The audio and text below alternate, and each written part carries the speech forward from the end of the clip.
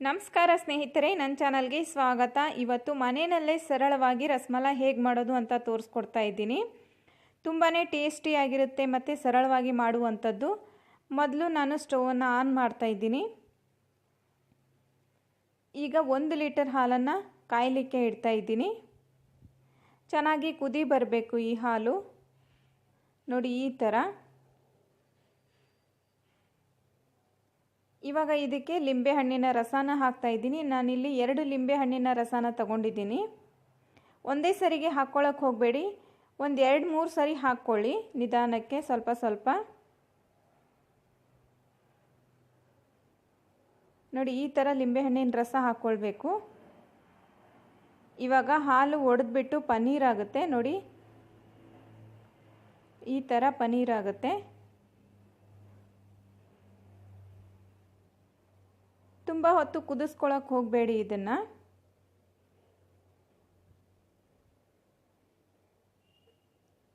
ಇವಾಗ ಸ್ಟವನ್ನು ಆಫ್ ಮಾಡ್ತಾ ಇದ್ದೀನಿ.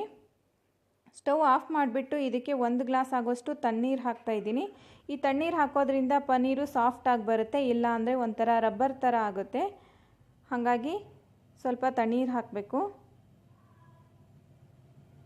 ನೋಡಿ ಇವಾಗ ಆಗಿದೆ ಇದು. ಈ ಥರ ಒಂದು ದೊಡ್ಡ ಪಾತ್ರೆ ಮೇಲೆ ಒಂದು ಸ್ಟ್ರೈನರ್ ಇಡ್ತಾ ಇದ್ದೀನಿ. ಇದ್ರ ಮೇಲೆ ಒಂದು ಬಟ್ಟೆ ಹಾಕ್ತಾ ಇದ್ದೀನಿ, ಕಾಟನ್ ಬಟ್ಟೆ.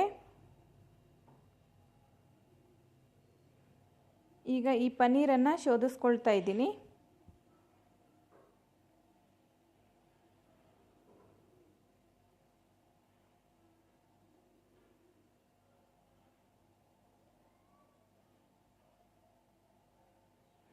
ಇವಾಗ ಇದ್ರ ಮೇಲೆ ಇನ್ನೊಂದು ಸ್ವಲ್ಪ ತಣ್ಣೀರನ್ನು ಹಾಕ್ತಾ ಇದ್ದೀನಿ.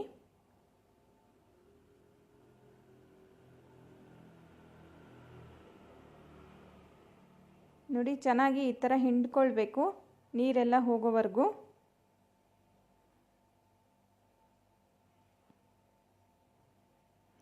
ಈಗ ಇದನ್ನು 1 ಗಂಟೆ ಹೀಗೇ ಬಿಡಬೇಕು. ಇನ್ನೊಂದು ಸ್ವಲ್ಪ ನೀರಿನ ಅಂಶ ಏನಾದರೂ ಇದ್ದರೆ ಹೋಗುತ್ತೆ. ಇವಾಗ ಮತ್ತೆ ಒಂದು ಪಾತ್ರೆಯಲ್ಲಿ ಒಂದು ಅರ್ಧ ಲೀಟ್ರ್ ಹಾಲು ಬಿಸಿಗಿಟ್ಟಿದ್ದೀನಿ. ಇದಕ್ಕೆ ಸ್ವಲ್ಪ ಕೇಸರಿ ದಳನ ಹಾಕ್ತಾ ಇದ್ದೀನಿ. ರಸಮಲೈಗೆ ರಬಡಿನ ಮಾಡ್ತಾ ಇದ್ದೀನಿ.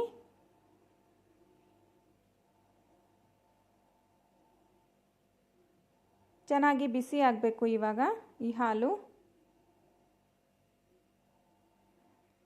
ಈಗ ಇದಕ್ಕೆ ಒಂದು ಅರ್ಧ ಬಟ್ಲಾಗುವಷ್ಟು ಸಕ್ಕರೆ ಹಾಕ್ತಾ ಇದ್ದೀನಿ. ಅರ್ಧ ಲೀಟ್ರ್ ಹಾಲಿಗೆ ಅರ್ಧ ಬಟ್ಲಾಗುವಷ್ಟು ಸಕ್ಕರೆ. ನೀವು ಸಿಹಿ ಜಾಸ್ತಿ ತಿನ್ನಂಗಿದ್ರೆ ಇನ್ನೊಂದು ಸ್ವಲ್ಪ ಜಾಸ್ತಿ ಹಾಕ್ಕೊಳ್ಬೋದು. ನೋಡಿ ಚೆನ್ನಾಗಿ ಈ ಥರ ಕುದಿಬೇಕಿದು. ಇವಾಗ ಇದಕ್ಕೆ ಸಣ್ಣದಾಗಿ ಕಟ್ ಮಾಡಿ ಇಟ್ಕೊಂಡಿರೋ ಒಂದು 4 ಪಿಸ್ತಾ, ಬಾದಾಮಿ ಮತ್ತು ಗೋಡಂಬಿನ ಹಾಕ್ಕೊಳ್ತಾ ಇದ್ದೀನಿ. ಎಲ್ಲನೂ 4 ತಗೊಂಡಿದ್ದೀನಿ.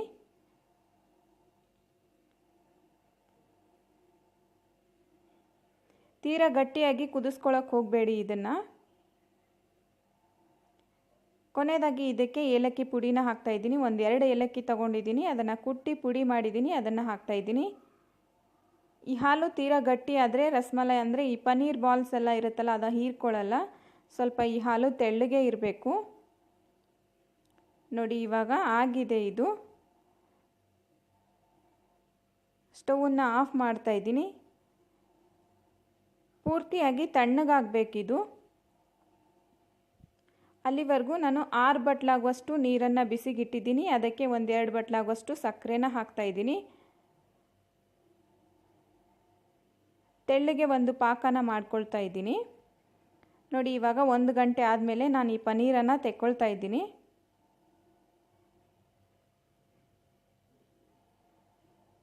ಚೆನ್ನಾಗಿ ನೋಡಿ ಈ ಥರ ಅಂಗೈಯಿಂದ ಇದನ್ನು ನಾದ್ಕೊಳ್ಬೇಕು, ಸಾಫ್ಟ್ ಆಗೋವರೆಗೂ ನಾದಬೇಕು ಇದನ್ನು.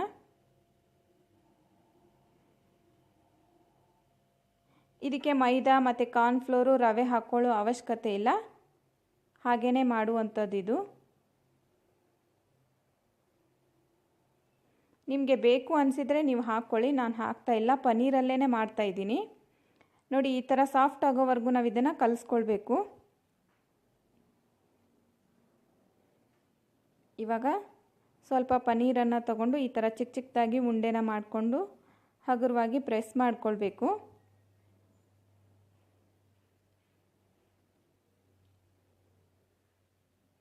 ಇದೇ ರೀತಿ ಎಲ್ಲನೂ ಮಾಡಿ ಇಟ್ಕೋಬೇಕು.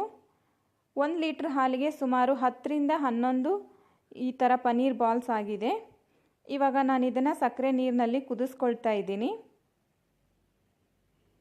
ನೋಡಿ ನೀರು ಕುದೀತಾ ಇದೆ. ಇವಾಗ ಒಂದೊಂದಾಗಿ ಈ ಪನ್ನೀರನ್ನು ಹಾಕ್ತಾ ಇದ್ದೀನಿ. ಹಾಕಿದ ತಕ್ಷಣ ಮೇಲೆ ಮುಚ್ಚಕ್ಕೆ ಹೋಗಬೇಡಿ, ಎಲ್ಲ ಒಡೆದು ಬಿಡುತ್ತೆ. ಒಂದು 5ರಿಂದ 10 ನಿಮಿಷ ಇದನ್ನು ಕುದಿಸ್ಕೋಬೇಕು. ಆವಾಗ ಮೇಲೆ ಬೇಕಿದ್ದರೆ ನೀವು ಮೇಲೆ ಮುಚ್ಕೋಬೋದು. ನೋಡಿ ಎಷ್ಟು ಚೆನ್ನಾಗಿ ದೊಡ್ಡದಾಗ್ತಾ ಇದೆ ಅಂತ. ಇದನ್ನು ಒಂದು 15ರಿಂದ 20 ನಿಮಿಷ ಚೆನ್ನಾಗಿ ಕುದಿಸ್ಕೊಳ್ಬೇಕು. ಒಂದು 10 ನಿಮಿಷ ಆದಮೇಲೆ ನೋಡಿ ಈ ಥರ ತಿರುಗಿಸಾಕಿ ಎರಡೂ ಕಡೆಗೂ ಚೆನ್ನಾಗಿ ಕುದಿಸ್ಕೋಬೋದು.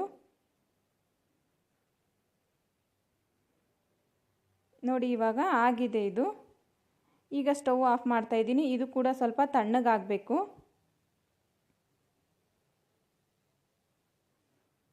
ನೋಡಿ ಇವಾಗ ತಣ್ಣಗಾಗಿದೆ. ಬಾದಾಮ್ ಹಾಲು ಕೂಡ ತಣ್ಣಗಾಗಿದೆ, ಹಾಗೆ ಈ ಪನ್ನೀರ್ ಕೂಡ ತಣ್ಣಗಾಗಿದೆ. ನೋಡಿ ಈ ಥರ ಒಂದು ಸ್ಪೂನ್ ಸಹಾಯದಿಂದ ಇದರಲ್ಲಿರೋ ಸಕ್ಕರೆ ನೀರಿನಂಶನೆಲ್ಲ ತೆಗಿಬೇಕು. ನಿಧಾನಕ್ಕೆ ಪ್ರೆಸ್ ಮಾಡಿ, ತುಂಬ ಜೋರಾಗಿ ಪ್ರೆಸ್ ಮಾಡಬೇಡಿ.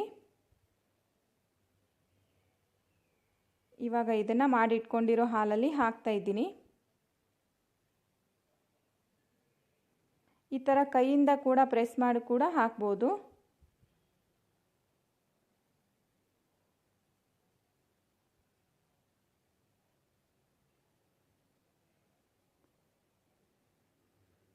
ತುಂಬಾ ಚೆನ್ನಾಗಿರುತ್ತೆ ಸ್ನೇಹಿತರೆ. ನೀವು ಹೊಸದಾಗಿ ಏನಾದರೂ ಮಾಡ್ತಾಯಿದ್ರೆ ಇದೇ ಕರೆಕ್ಟಾಗಿರೋ ಮೆಜರ್ಮೆಂಟಲ್ಲಿ ತಾವು ಕೂಡ ಮಾಡ್ಕೊಳ್ಬೋದು. ನೋಡಿ ಇವಾಗ ಇದನ್ನು ಒಂದು 4 ಗಂಟೆ ಫ್ರಿಜ್ಜಲ್ಲಿ ಇಟ್ಕೋಬೋದು, ಇಟ್ಬಿಟ್ಟು ತಿನ್ಬೋದು. ಸ್ನೇಹಿತರೆ, ಈ ರೆಸಿಪಿ ನಿಮಗೂ ಇಷ್ಟ ಆಗಿದ್ದರೆ ಲೈಕ್ ಮಾಡಿ, ಶೇರ್ ಮಾಡಿ, ಕಮೆಂಟ್ ಮಾಡಿ ಮತ್ತು ಇನ್ನಷ್ಟು ಹೆಚ್ಚಿನ ರೆಸಿಪಿಗಳಿಗಾಗಿ ನನ್ನ ಚಾನಲ್ಗೆ ಸಬ್ಸ್ಕ್ರೈಬ್ ಮಾಡಿ. ಈ ವಿಡಿಯೋ ವೀಕ್ಷಿಸಿದ್ದಕ್ಕಾಗಿ ಎಲ್ರಿಗೂ ಧನ್ಯವಾದಗಳು.